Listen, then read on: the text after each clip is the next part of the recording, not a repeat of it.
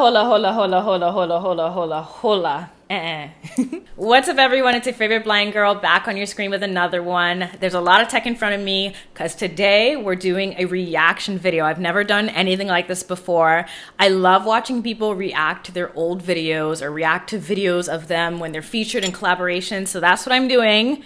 I recently did a video with Jubilee and Spectrum alongside 5 other visually impaired individuals. It was a great experience. I loved hearing their stories as much as I'm sure you loved hearing their stories and mine as well. But today, I got a few things to say because I went through it and I was like, skirt, skirt. Did I say that? I mean, it was 3 weeks ago, but... Are the visually impaired or blind people less shallow about romantic partners? Oh. Definitely. I love it. I've got to be honest, we can be shallow AF. Yeah, so shallow. Misconceptions. No, I disagree. I disagree. So we're going to go through that today, have some fun with it, and let's go. Hey, I'm Alisha and I'm 31. I live in Toronto currently and I was diagnosed 10 years ago with Stargardt disease. Okay, the intro though. I hate introductions. So much that I made an entire pod episode about my introduction. So you want to know how I feel about that? Listen to the pod.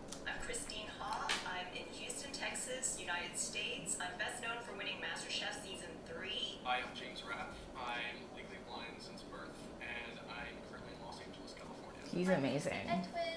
She's so sweet. Mario had us cracking up the entire time. It's kind of sucks. They cut out a lot of his parts, but he said so many things that were not just facts, but were funny.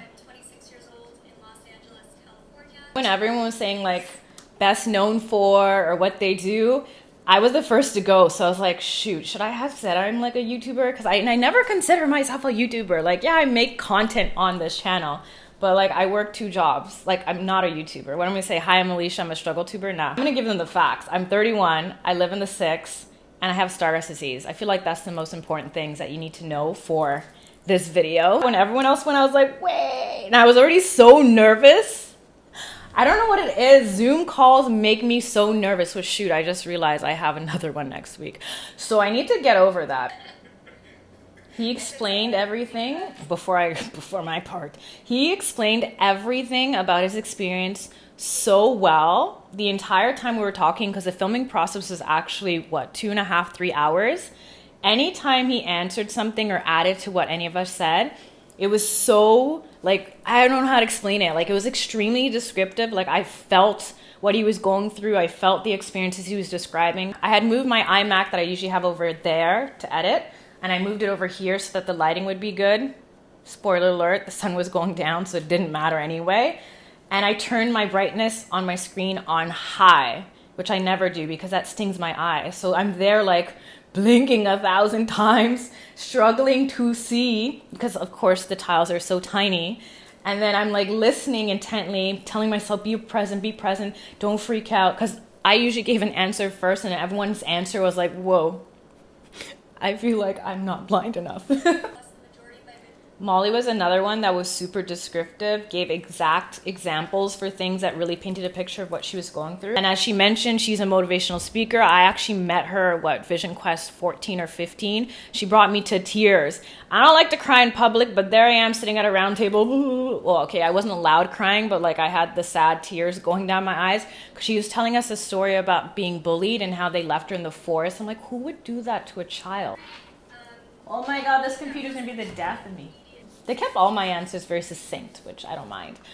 I did say a tiny bit more, and what I would add is that it's not heightened.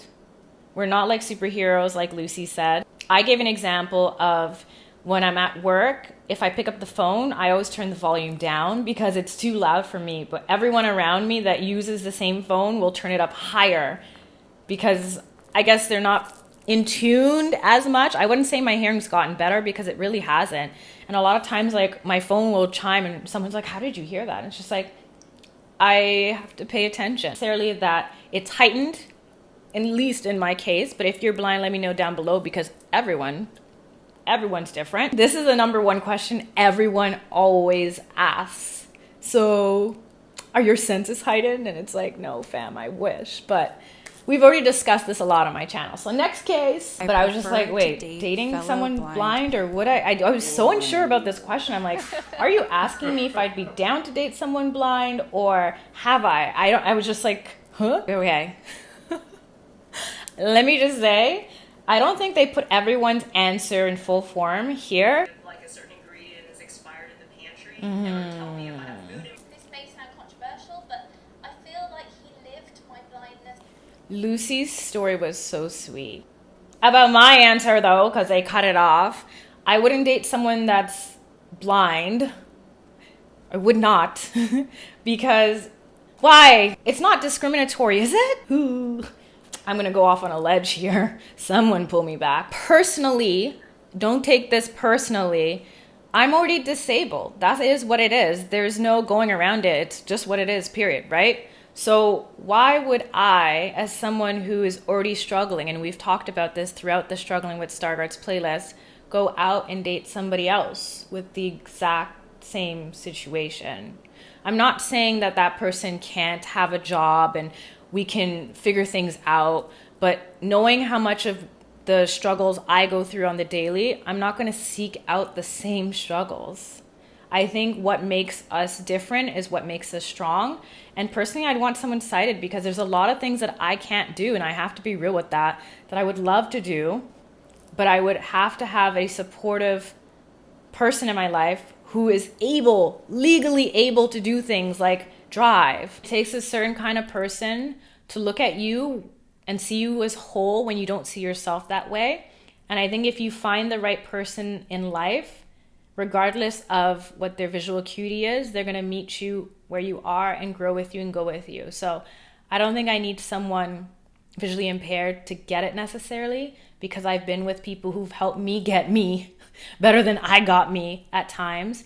Clone's gotta be right.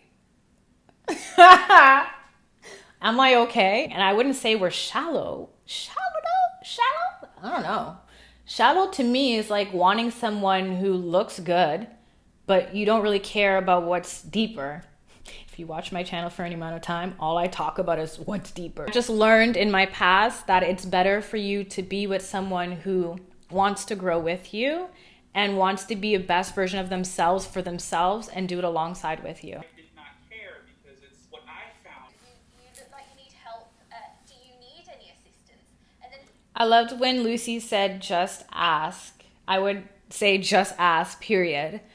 As I said, my form of unsolicited help is when people give me advice I never asked for. Like, you probably shouldn't work, or you should be happy to have whatever you have because you can't do any better. It's like, what am I supposed to do with this? So I think it's so much more important to just ask. Ask me how I'm managing at work. What they say about assume anyway. There's a gray area in between you projecting on me what you think I should be and do and have as a visually impaired person, and the reality. I've had friends be like, you know what, you really shouldn't care about fashion or makeup, or like wasting time on YouTube. Like, I get it, you're helping people, but like, what is that doing for you? Like, you need to do something that's going to make you money and secure your future. And it's just like, you need to mind your own business, because at the end of the day, I'm minding mine. And honestly, I think it's disrespectful. It doesn't help me to say that, you know, I shouldn't care about clothes or makeup or putting myself together, because maybe that's how I feel put together. And at the end of the day, it's a part of my personality that was before I lost my sight.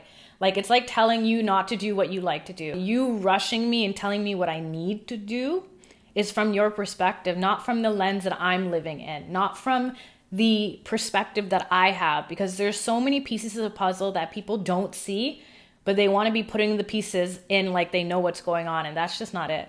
You can tell when everyone's sharing their stories of this unsolicited help or advice that it's affecting them on top of the effects of losing vision. Like I said in the Blind in the City video, anytime I touch down in the city after a trip, gratitude. It made me realize once I traveled abroad with my friends that, whoa, this city is so much more accessible than a lot of places I've been. for that. That's why I switched.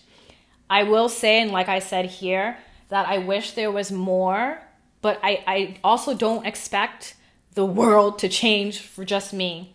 I would like the changes to be more accommodating to different types of visual impairment.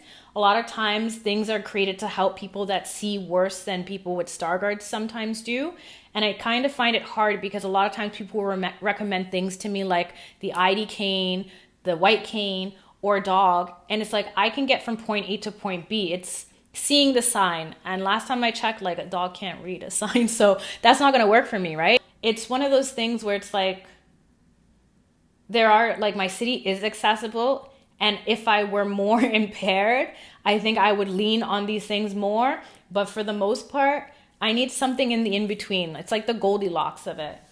Yeah, the huge point, you know, 80% of working age blind adults are unemployed, and that's the statistics that have risen steadily since the 1970s. So Yeah, last time I checked, it was 1 in 10 visually impaired are employed, which is insane. Either way, 1 in 10 or 2 in 10, that's a very scary statistic.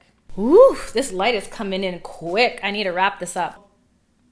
Yes, I've been discriminated against as much as they've been discriminated against, but just because I have that other level of intersectionality, as I mentioned, it really does put in perspective that the experiences I've experienced, I have to say that, stress that, have not been nearly as bad as anything I've been experienced with racism. So it sucks. It sucks when, you know, you hear name after name of people that have been slain. I think out of all of the segments, I wish that they made this one like unedited of everyone else's answer, just to paint a picture of how hard it gets for people. because obviously you want to be seen for your ability. For real, like, was that supposed to be a compliment, fam, or what? You know how many times that story hurt on a different level, because I've had situations like that before, and I'm sure you have too. You start mentioning accommodations, then the conversation sort of shifts, and then next thing I know, I get an automated, decline. All I'm gonna say for now is facts. With Christine, there's just things like that Her example was so disrespectful. I can't believe people would ask her husband, and she explained it in more detail. I can't with people.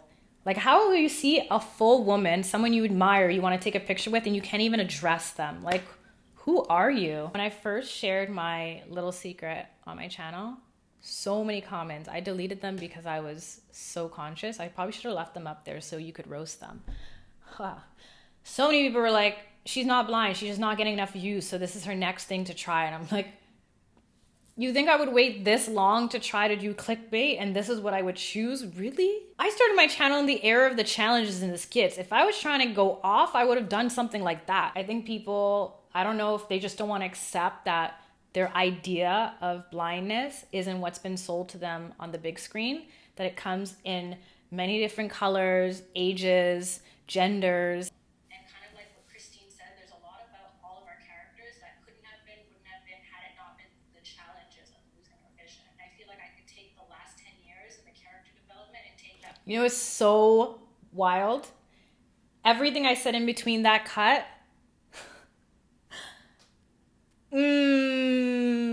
What had actually happened was, should I just insert the uncut version? I would definitely want my vision back. I'm not crying for a cure. There was a time when I was, and that phase has gone, that ship has sailed. But I'm not going to go knock on the door of the researchers and be like, hey, go home. I don't need a cure anymore. I think it's amazing that people devote their life and their practices working on ways for us to regain vision at some point. Even if it's not completely back to what it was, it's something. And especially when you feel like you're in the upside down, the in-between, like I do and a lot of people with Stargardts do, it'd be nice to not be toggling that thin line of not seeing well enough to do something, but seeing well enough to not be in the same camp as other visually impaired people. So, yeah, I want a cure. Every time my vision gets worse, I have to adjust and adapt again. That's a lot of figuring things out, a lot of reflecting, a lot of self-work, and I don't mind doing the work on myself. It's hard. You guys know it's hard. You tell me it's hard all the time. A lot of the struggles that come out of my life are because of Stargardt. There's no way to sugarcoat it. There's no way to make it sound sweeter than what it is. Legally blind is a layer on top of everything. I'll leave it on that. So anyways, that was the last question. For the most part, it was a good experience nonetheless. And if I were to do it again, I'd probably have a glass of wine first. That wraps up this video. If you want to see more of me, click the Struggling with Stargardt's playlist and subscribe. Hit the like if you like. Comment down below what was your favorite part of this video or the video in this video. And as always, stay safe, stay sane, stay blessed. Until next time, love and later.